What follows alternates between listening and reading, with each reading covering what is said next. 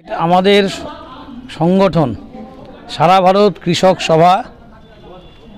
এই সংগঠনের এই বছরটা হচ্ছে আমাদের 3 বছর পর পর আমাদের সম্মেলন হয়, একেবারে গ্রাম স্তর থেকে কেন্দ্রীয় কমিটি পর্যন্ত। আমাদের জেলায় আমরা গ্রাম সম্মেলন করেছি, অঞ্চল সম্মেলন করেছি, তৃতীয় ফেজ হচ্ছে ব্লক সম্মেলন। এই আমাদের জেলায় 13টা সাংগঠনিক ব্লক কমিটি আছে। আজকে চাকুলিয়া প্রশাসনিক ব্লকের অভ্যন্তরে চাকুলিয়া ব্লক সাংগঠনিক কমিটির সম্মেলন হচ্ছে এবং এরপরে আমরা আগামী 16-17 অক্টোবর আমাদের জেলা সম্মেলন হবে ইটাহারে। সেখানে 16 তারিখ প্রকাশ্য সমাবেশ হবে। সেই সমাবেশে আমাদের প্রধান বক্তা এই রাজ্যের গণ আন্দোলনের শীর্ষ নেতা কমরেড মোহাম্মদ সেলিম, আমাদের তরুণ নেতা শতরূপ ঘোষ, আমাদের কৃষক আন্দোলনের রাজ্যের সম্পাদক কমরেড অমর হালদার, এছাড়া কমরেড আনারুল হক সহ অন্যান্য নেতৃত্ব বক্তব্য রাখবেন। আসলে আমরা এই সম্মেলনের মধ্য দিয়ে যে বিষয়গুলোকে আমরা উত্থাপন করতে চাই তা হচ্ছে যে কেন্দ্রীয় সরকার এবং রাজ্য সরকার দুই সরকার মিলে কৃষককে হচ্ছে একটা অস্থির পরিবেশের মধ্যে ফেলে দিয়েছে। কৃষক কৃষিকাজ করবার জন্য যা যা জিনিস ব্যবহার করে 2014 সালের আগে এই নরেন্দ্র মোদী বলেছিল সব জিনিসের দাম কমবে, অর্থাৎ সারের দাম কমবে, বীজের দাম কমবে, ডিজেলের দাম কমবে আর ফসলের লাভজনক দামের ব্যবস্থা করবে। 2014 সালের পরে এ পর্যন্ত আমাদের দেশে সারের দাম প্রায় 300 গুণ বৃদ্ধি পেয়েছে, বীজের দাম বৃদ্ধি পেয়েছে এবং সারের কালোবাজারি হচ্ছে রাজ্য এবং কেন্দ্র সরকারের যোগসাজশের ফলে কৃষক সর্বশান্ত।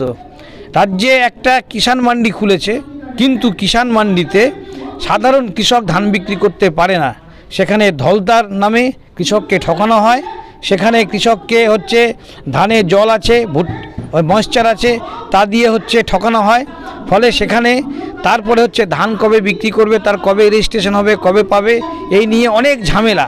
ফলে কৃষক ধান তুললেই ভুট্টা লাগাবে, ধান তুললেই আলু লাগাবে, তখন তাকে এটা বিক্রি না করলেই সে বীজ কিনতে পারবে না, সে হচ্ছে সার কিনতে পারবে না। ফলে অভাবী কৃষক কম দামে তাকে রাস্তাতে বিক্রি করে দিতে হচ্ছে। এই যে কৃষক, অথচ আমাদের রাজ্যের কৃষক ধানের দাম পাচ্ছে, সরকার ঘোষণা করছে 2369 টাকা, সে দাম পাচ্ছেই না কৃষক। 1800, 1900, 2000-এর মধ্যে শেষ। অথচ কেরলে একটা বামপন্থী ফ্রন্টের সরকার আছে, সেখানে 2900 টাকা কুইন্টালে ধান বিক্রি হয়। তাহলে কেরল পারে 2900 টাকা দাম কুইন্টালে ধান কিনতে, এ রাজ্যের সরকার কিনতে পারে না। এবং 100% ওই রাজ্যের 100% কৃষক সরকারিভাবেই ধান বিক্রি করতে পারে, এখানে করতে পারে না। এখানে হচ্ছে বকেয়া মাঝখানে লেনদেন হচ্ছে। ফলে এর বিরুদ্ধে এবং আমরা চাই আমাদের জেলাতে যে আপনার তিস্তা প্রকল্প, এত বছরে একটা প্রকল্প, যে বহু মানুষের জমি দেওয়া হলো, জমির ক্ষতিপূরণ পেল, ক্ষতিপূরণ পাওয়ার পরে তাদের কারো কারো চাকরি হলো, আর আজকে এরকম একটা প্রকল্প কোটি কোটি টাকা খরচ হলো, অথচ সেই প্রকল্পটাকে এই মমতা ব্যানার্জি সরকার আসার পরে সেই প্রকল্পটাকে অ্যামেন্ডমেন্ট ঘোষণা করে, অর্থাৎ এটা চলবে না। অথচ উত্তর বাংলার জেলাগুলোতে, বিশেষ করে আমাদের জেলা ইসলামপুর মহকুমা, বড় কৃষকরা এবং সেই মেন ক্যানেল থেকে শুরু করে আরও সাব ক্যানেল অনেক তৈরি করা যেত, সেটাকে আজকে কৃষক পাচ্ছে না। আমরা কি দেখছি, সেচ ব্যবস্থায় বামফ্রন্ট সরকার যে রিভার পাম্পগুলো তৈরি করেছিল সমস্ত বন্ধ হয়ে গেছে আমাদের। ফলে আবার নতুন করে তিস্তা প্রকল্প বন্ধ হয়ে গেছে। ফলে আমরা এই সম্মেলনে আওয়াজ তুলব যাতে এই সেচ প্রকল্প, যাতে কৃষক ভালো মতো পেতে পারে, সেচের বিকল্প ব্যবস্থা করতে পারে। এবং পাশাপাশি আমরা দেখছি আমাদের দেশে, আমাদের রাজ্যে হিন্দু মুসলমানের নামে কৃষকের মধ্যে একটা বিভাজন তৈরি করবার চেষ্টা করছে। এর বিরুদ্ধে আমরা লড়াই করব। আচ্ছা, আমরা দেখেছি আপনারা যেহেতু চাকলিয়াতে করছেন, আপনি ধানের বিষয়টা বললেন, কিন্তু এখানে ধানের থেকে আমার মনে হয় ভুট্টার উৎপাদনটা বেশি হয়, কিন্তু দেখা যাচ্ছে এখানে ভুট্টার যে হিসাবে দাম হওয়া উচিত সেই হিসাবে দাম। হ্যাঁ, আমরা 100 বার ধানের পরেই ভুট্টা হয়, ভুট্টা শুধু হয় না, ধানের পরেই ভুট্টা হয়। এবং গত বছর যে পরিমাণ ভুট্টার দাম ছিল, এবছর কৃষক তো প্রাকৃতিক দুর্যোগের ফলে অনেক কৃষকের ভুট্টা নষ্ট হয়েছে, দাগ হয়ে গেছে, চিটা পড়ে গেছে, অথচ রাজ্য সরকারে আমরা এডিও অফিসে আমরা আমাদের জেলা কৃষি আধিকারিককে ডেপুটেশন দিয়েছিলাম যে এক তো ভুট্টা চাষিদের যারা এরকম জল ঝড়ে বিপর্যস্ত হলো তাদের একটা বিকল্প ক্ষতিপূরণ দেওয়া হোক, পাশাপাশি এই ভুট্টার আমরা তো চাই কেন্দ্রীয় সরকারের কাছে আমাদের দাবি কৃষক সেদিন ভালো থাকবে যেদিন কৃষকের ফসলের লাভজনক দামের একটা আইন চালু হবে। এই আইন চালু যতদিন না হবে এবং আইন চালুর পাশাপাশি কৃষি ঋণ মুকুব করতে হবে। আমরা দেখছি আমাদের দেশের আদানি আম্বানিদের জন্য হাজার হাজার লক্ষ কোটি টাকা তারা কর ছাড় দিচ্ছে, অথচ একজন কৃষক ব্যাংক থেকে 10,000 টাকা 20,000 টাকা চাষের জন্য লোন নিলে সেটা দিতে না পারে, তার বাড়িতে পুলিশের লোক চলে যায়।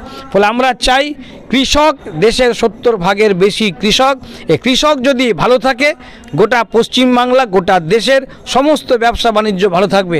চাকুলিয়ার কৃষকের হাতে যদি বাড়তি পয়সা হয়, চাকুলিয়া ব্লকে যত গঞ্জে যত ছোট বড় দোকান হয়েছে সব দোকানে সব দোকানদারদের ব্যবসা বাড়বে, অর্থাৎ অর্থনৈতিক একটা সার্কেল তৈরি হবে। ফলে এইটা নিয়ে আমরা এই দাবিতে লড়াই করছি। সুরজিৎ কর্মকার, কৃষক সভা জেলা সম্পাদক। আজকে আমাদের সারা ভারত কৃষক সভার ব্লক সম্মেলন, সেই ব্লক সম্মেলনটা হচ্ছে 6ষ্ঠ সম্মেলন। আজকে আমাদের কৃষক সভার লোকজন নিয়ে ব্যাপক আকারে আমরা সম্মেলনে এগিয়ে গেছি। আশা করি আমাদের সারা ভারত কৃষক সভা যে সারা দিচ্ছে একটা ভালো দিক আমি দেখতে পাই। আপনাদের দাবি কি আজকের মূলত? আজকেদের মূলত দাবি হচ্ছে যেরকম কৃষকের ফসলের ন্যায্য মূল্য চাই এবং প্রতিদিন হুড় করে কীটনাশক এবং সার ডিজেলের দাম বেরিয়ে যাচ্ছে, যাতে কৃষকরা ব্যাপক আকারে কিনতে না পারে। আদে আমাদের বিপুল লড়াই, দীর্ঘদিন লড়াই আমরা চালিয়ে যাচ্ছি। আমরা আদানি আম্বানির বিরুদ্ধে লড়াই আমাদের, এবং বর্তমানে যে রাজ্য সরকার রয়েছে উনি কৃষকদের উপর কোনো ধ্যান ধারণা রাখে না।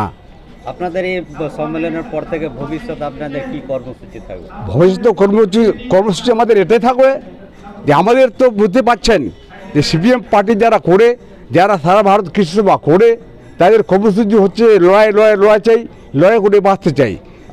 আপনার পরিচয়? আমার পরিচয় হচ্ছে, আমার নাম জাকির হোসেন, আমি ব্লক সম্পাদক মহাশয় সারা ভারত কৃষি সভা। আর সাথে সাথে আমি আরেকটা কথা বলতে চাই যে ওবিসি নিয়ে আমাদের রাজ্যে বলুন না কেন, কেন্দ্রে বলুন না কেন, যা বানচাল করছে যে ওবিসি বেশিরভাগ যারা নস্য শেখ এবং শেষতাবাদী তাদের পক্ষে মানে এত চরম উপভোগ করতে হচ্ছে যে বলার কোনো সীমা থাকছে না। সেটার জন্য আমরা ওবিসি এবং যারা আমরা নস্য শেখ যারা আছি আমরা বৃহত্তম আন্দোলনে নামছি।